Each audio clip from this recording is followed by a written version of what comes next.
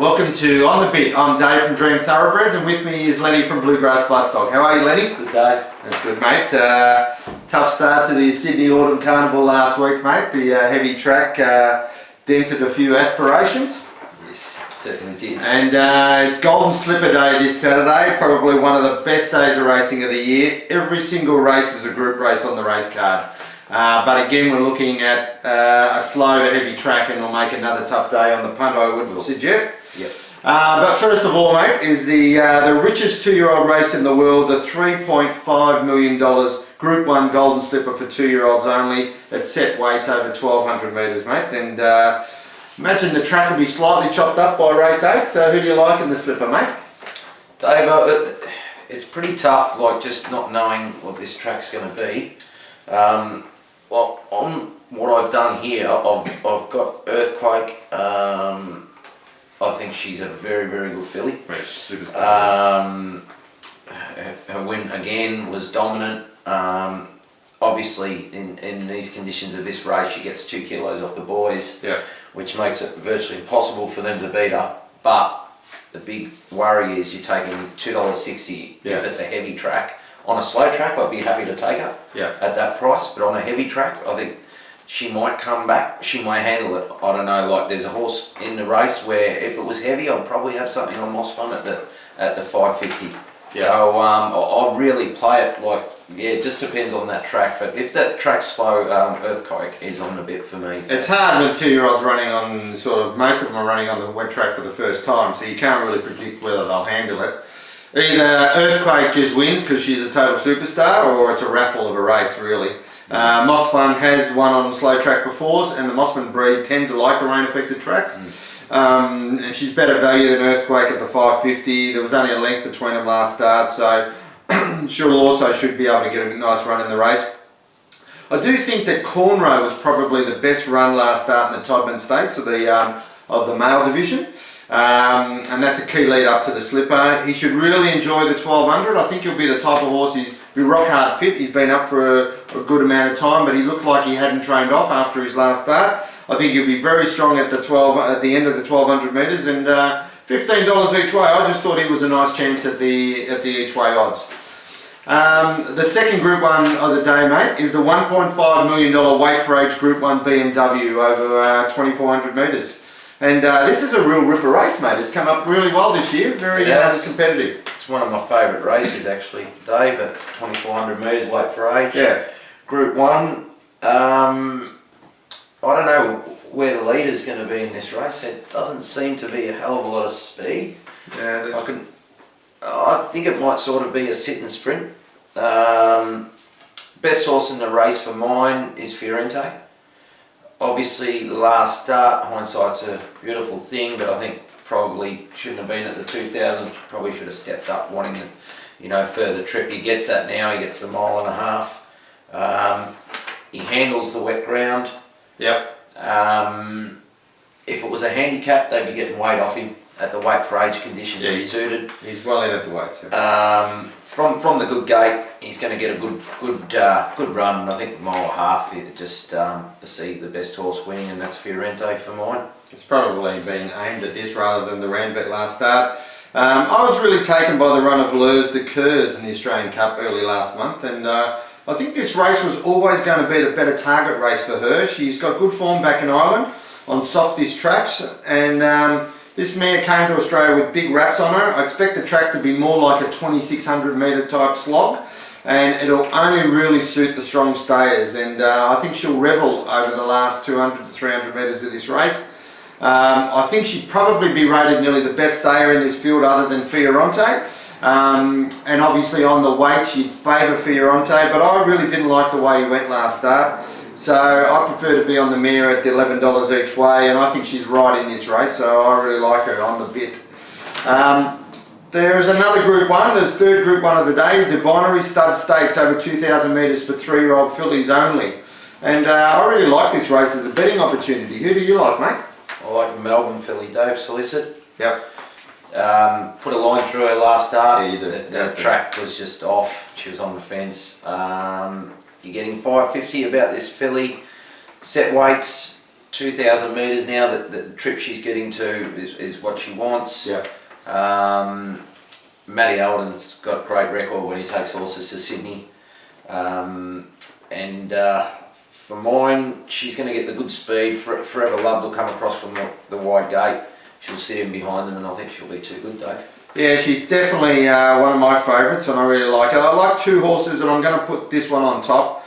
I'm going to pick Vito. She's a filly by Thorn Park out of a High Shat mare, so I really think she's got a strong pedigree for this 2,000 metre race. She wasn't quite really up to them in the spring. She was probably a little bit immature, and I think she's come on in the autumn. She's drawn very poorly in the Barry 17, but she's the type of horse to probably go back in the field. So this might disadvantage her too much, being out wide at the start. But in saying that, she's going to give him a big start. But I think she's a filly with a lot of upside, and I think she's really looking for the 2,000 metres and probably further. She's $15 fixed. I think she's a tremendous chance at those odds. I really like her. But I can't forget Solicit. She was caught in no man's land or no ladies' land last start at Moonee Valley. Couldn't be on the fence all night that night. So it's a total forgive race for me. She is a quality filly. She meets them all at level weights.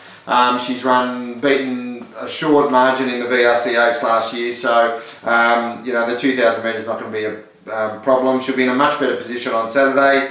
She's won on a slow track, lots of ticks for me. She's $5 fixed, which is a good price.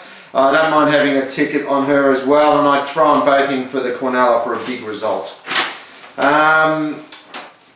Stable news, Lenny. What's happening? Stable news. What have we got? We've got Entirely Better running on Saturday. Yep. Whereabouts? Mornington. Yep. We're hoping to turn around run from a Ride it differently? Yes. Yeah. We probably made the mistake of trying to be positive on her and go forward, but you've got to try those things, and she obviously got a big check as well, which didn't help. So yeah, drop her out and let her run home. So we'll see how we go. Good luck with that. Our Dewporth Colt due date trialled on Monday at Rosehill. It was a heavy track. They still conducted the trials. He finished third. It was a nice run. He was wide most of the run and still came on at the end, so that was an encouraging result. And he'll trial again on Friday the 11th of April. And Cornrow, the one I tipped you each way in the slipper, is a Dewporth Colt as well. So really interested to see how he goes on Saturday and push along the Dewporth horses. Best on breeding league. Who's your best on breeding this weekend? Matty Laurie's horse, Dave. Yep. Race 6, number 4, Escato. He's passed in for 55,000 at the Melbourne Premier Sales. Yep. He's by the sire of the champion All Too Hard in Casino Prince. That's not a bad pedigree. Yeah, Escato's Dam is by the champion Galloper and Giant's Causeway. He probably didn't do a great job at stud, but on the female side he might. Yep. And she herself's a half-sister to the 15-time winner in Pleasant Secret. This is an international pedigree with black print in the first 3 dams being from Chile, USA, Japan and Ireland. Very nice. And what is it, about 20 to 1? About 20 to 1. There you go, a bit of value there. Value bets for me. I've got 2 value bets this weekend, both in Sydney. Rosehill Race 2, number 1, Moriarty. He's a Group 1 winner whose last 12 runs have been at Group 1 and Group 2 level. More importantly, he goes down to a Group 3 on Saturday at set weights. So he's only giving his main dangers about 1 to 1.5 kilos. The only thing is he's got no exposed wet track form, but I'm prepared to forgive him that. He's he's $5 at the moment. If you get that or better, he's tremendous value in that race. He's on the bit. And also Sydney Race 3, number 1, Temple of Boom. His last 5 runs have been a Group 1 and Group 2 level. Again, he drops down to a Group 3 on Saturday. He does have to give him a little bit of weight, but he's got enormous wet track form, this horse. The 1,200 metres is going to suit him better than the 1,100 metres he raced in last week. He's $13 each way. Great value in this race, on the bit value. On the bit special, Lenny. Who's your on the bit special for the weekend? Dave, I just want to take a moral winner. Yeah. Chalk one up. Yeah, chalk one up. I reckon this filly should be $1.40. She's $1.70 at the moment. Yeah. I'll take that. She's the best mare in the race. That's race 4. Race 4, Catkins. Yeah, number 1. Yeah. Number 1, Catkins. She was a fantastic run last start. Big weight. Most of the jocks got outridden by Jimmy Cassidy. She got caught sort of sitting third or fourth with her big weight and having to cart the field up to steps in time. Didn't happen, but she was good enough to beat off the rest of them and still run third. With that weight from last start, it's not happening here. There's only a 3 kilo spread in the weights, which is really going to suit her. She's a winner. She tries her best all the time, loves the sting out of the track. She'll just jump from the gate, position herself forward and just win. Just like that. I'm on the bit with a bit of a favourite horse of mine. I tipped him a couple of weeks ago, the value bet, race 8, number 1, Danny the Fox. He rises half a kilo after beating a similar class field last start comfortably and over the same distance. There is good pace in this race, so I expect him to roll forward and sit in behind the speed, and he's come up $5. I was going to make him a value bet, but I've just listed him on the bit special. I know Wes has got Smoke and Joey in the race, but I just think Danny the Fox is going to be in a perfect trail with the rail being out 6 metres as well. I think it will probably suit the on-paces on Saturday. So he's on the bit, and off the bit, Lenny, who are we laying for the weekend? We're laying Flemington race 5, number 1, Trust in a Gus. Been up Been up since September, Dave. Yeah. And they've kept him on. Obviously, there's great prize money for this race, so they're having a crack. But he's drawn 17 over the mile at Flemington. Not a great gate for a horse that pushes forward. True.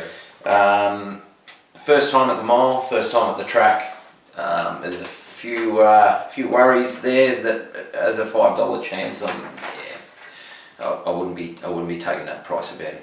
I'm off the bit with Flemington race 6, number 5, Axar. I know he's been in great form, but he's had 5 weeks off since his last win. He's drawn barrier 19 on Saturday. He's got to go back from there. As I said, the rail's out 6 metres. I think that'll disadvantage him a bit.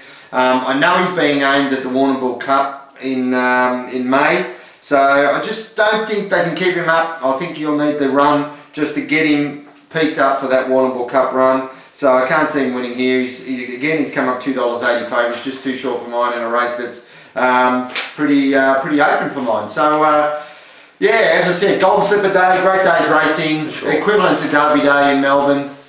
So good luck on the punt, and we'll see you next week. Cheers.